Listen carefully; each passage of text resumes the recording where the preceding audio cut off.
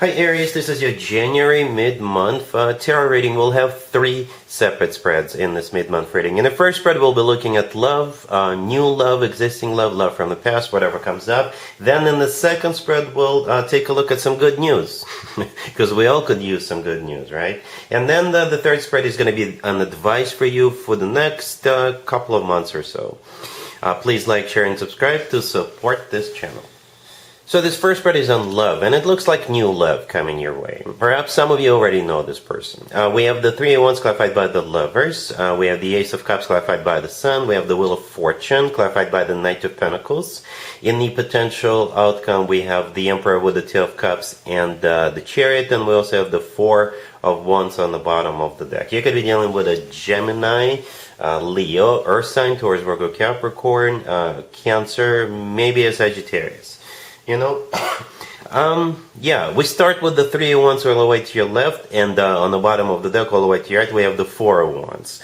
So it is a journey, okay, from 3 to 4. But the good news is that I usually interpret the Three of Wands as a card of somebody who made up their mind, somebody who made a decision, and this decision is final, and they're choosing you, right there. And I'm not saying they're choosing between you and another person, right? They're choosing to pursue you. They're choosing to be with you, hopefully for the rest of you guys' lives. Okay, the Three of Wands is clarified by the Lovers. The Lovers is a card of a choice, but in this case, the Lovers, again, they're choosing the love of their life, because that's what the Lovers could be interpreted as a love of your life, right? It's also a Gemini card, and in my opinion, the Lovers is the best card when it comes to the actual love connection between two people. It's a card of a soulmate connection. It's a card of a twin flame connection, if you believe in twin flames. And the Lovers, as I already mentioned, could be the love of your life. Also, in my opinion, the only other card that comes close to the Lovers is the Two of Cups. In the middle of the potential outcome, we have that Two of Cups, right? It's also a soulmate card. The Two of Cups is a card of unconditional love. It's a card of when two people feel the same way towards one another. So perhaps before this person met you, they were not really into commitments because they didn't know what true love is, because they've never met anybody like you. So they're choosing to pursue you, they're choosing to open up to you, they're choosing to let you know how they feel. Speaking of which, the next card I came out is the Ace of Cups clarified by the Sun. Alright, the Ace of Cups is genuine, true, authentic love. So I would just have to assume this person is in love with you, or will fall in love with you very, very quickly after the two of you get acquainted, if you haven't yet. The Sun clarifying the Ace of Cups could be a Leo. You're dealing with, but the Sun is a card of clarity, right? So this person is crystal clear about how they feel, and they need to express that to you. And besides that, the Sun is the happiest card in the deck. Alright, with the Sun card, we always feel on top of the world, feel like we've succeeded in life. Then we have the Wheel of Fortune clarified by the Knight of Pentacles. To be honest with you, I don't usually clarify the first 3 cards on the left. This time I did because I was hoping to see some court cards.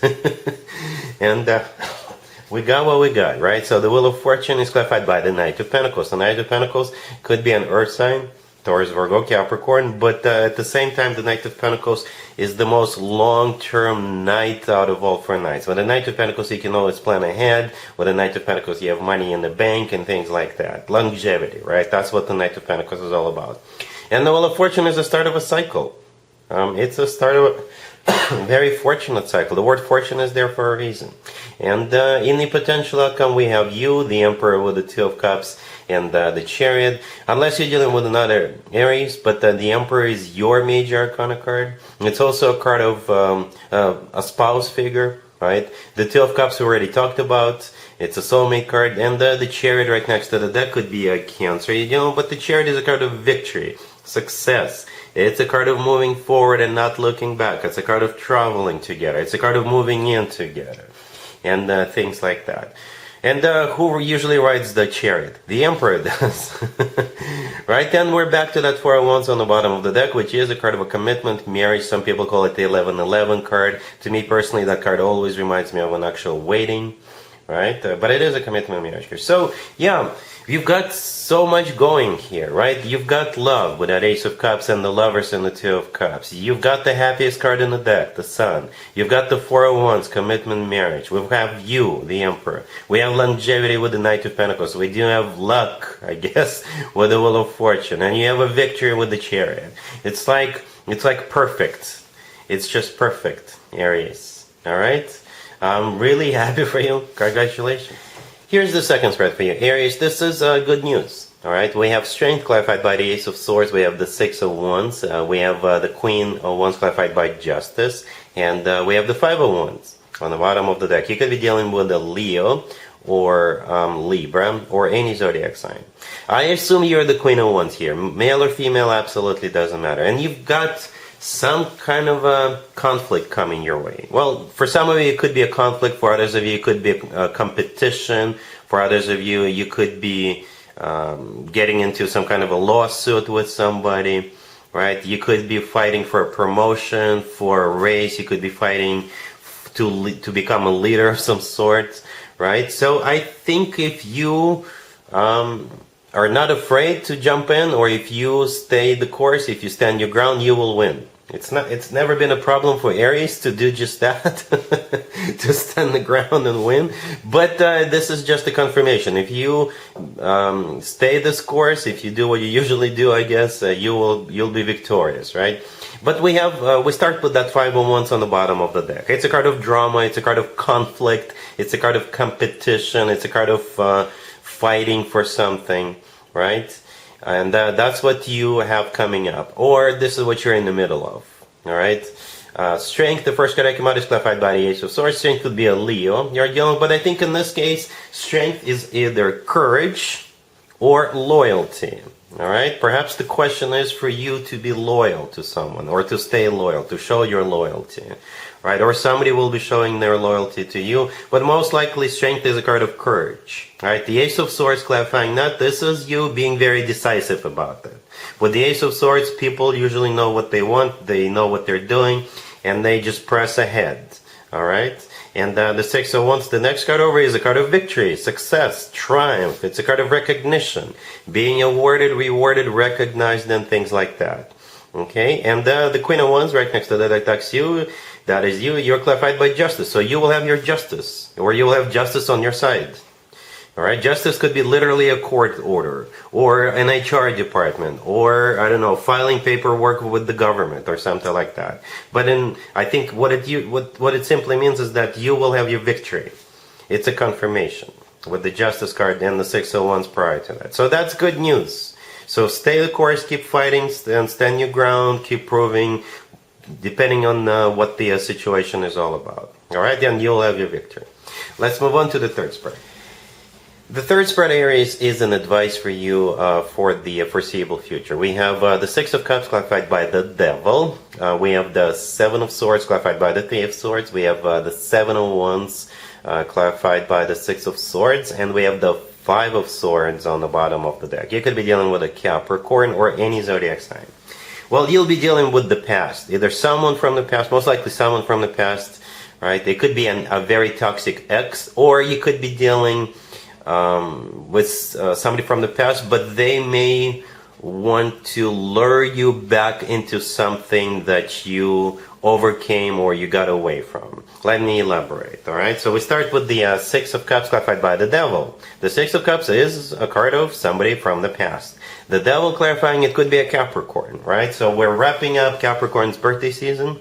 Perhaps it's some Capricorn's birthday party, but to you personally, this is a very toxic person. It could be an ex, right? Say you dated a Capricorn, but the two of you broke up, and they could use that as an excuse to kind of, I guess, invite you to their birthday party or remind you in some way that it's their birthday coming up, hoping to lure you back in. You know, for others of you, if you're not dealing with a Capricorn, then the Devil could be an addiction, right? Say you used to smoke, you used to overeat, you used to drink too much, or you used to do something that you no longer do, and you're happy you're no longer doing it, right? Somehow somebody from the past will come back, will resurface, and try to lure you back to drinking, back to smoking, back to using, right?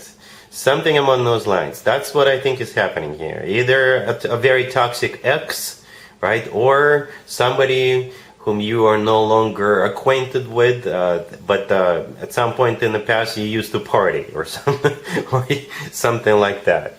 The advice for you is to kick him to the curb. The advice for you is to push him out of your life for good, hopefully for good. All right. The Seven of Wands clarified by the Six of Swords right next to the deck. This is I think that's the advice for you. The Seven of Wands is a card of somebody who stands their ground, somebody who is not allowing a situation or person back into their life. And the Six of Swords, this is you turning your back on them and moving away from them, moving on. You've already moved on. And you don't want to go back there, no matter what the scenario is. In the middle, we have the Seven of Swords clarified by the Three of Swords. This is a really bad combo, Aries. If you can read tarot, you know what I'm talking about, right? The Seven of Swords is a card of a cheater. It's a card of a deception. It's a card of all sorts of bad things. And the Three of Swords clarifying it is a card of a broken heart. And with the Five of Swords on the bottom of the deck, you may have to insist on the fact that you don't want to have anything to do with that individual ever again. With the Five of Swords, this is when we make it crystal clear and we slam the door into that person's face. Or we shut them down, we block them, or things like that. So the advice for you, if someone like that resurfaces, right, just don't even bother with them. Don't even bother with them. All right? Move on. And yeah, Aries, that's pretty much all I have for you for this reading, for this time period. If this video resonates with you, please like it. Please also share and subscribe. And other than that, Aries, have an amazing the rest of January.